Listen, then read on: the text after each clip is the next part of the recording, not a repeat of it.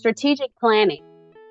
So Thomas Edison says, good fortune is what happens when opportunity meets with planning. Benjamin Franklin actually says, by failing to prepare, you prepare to fail.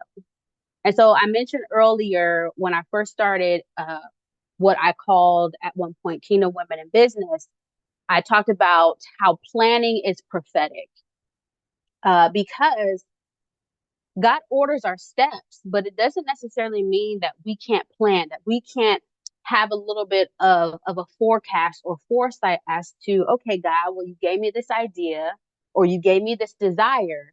Let me, put some traction to it. Let me put it down on a piece of paper. Because again, I believe we're called to plan, though the Lord directs our steps. So when we are very strategic in our planning, that sets the stage for expectation. It also gives us a roadmap for fulfilling our vision. And we'll talk about vision, as I mentioned, on Friday. But when you look at vision, a lot of people skip the planning part of going from a vision to a goal.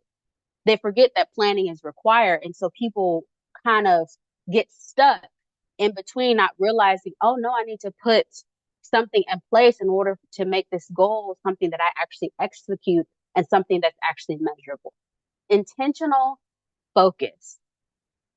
And so I follow a gentleman by the name of Myron Golden. He talks about the difference between people who are successful and people who are not is that they focus on intention and rather than focusing on distraction. And so when we're intentionally focused, like George Lucas says, your focus determines your reality. Tony Robbins says, your life is controlled by what you focus on. And as I mentioned with regard to distraction is our arch nemesis, especially for those of us who are high achieving women of faith. Like we can do the things. We can do the things. We can make stuff happen. We can typically be those who fulfill the assignment or complete the task. But because there's so much to do, we find ourselves spending 10% here and 20% there and 50% over here to where we don't fully fulfill the full scope of whatever we're tasked with because we feel like we have to be everywhere all the time.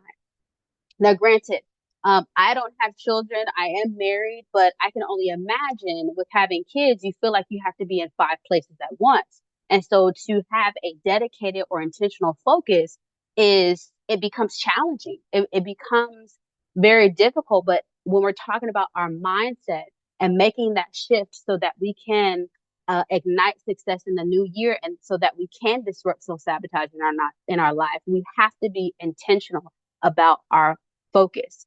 And we have to be able to redirect our intention to who and why, vice being distracted on the what. If we are focused on who God is making us to be and what he has called us to do, then all the comparison, all the competition, it fades away because we are focused on what we're being called to focus on.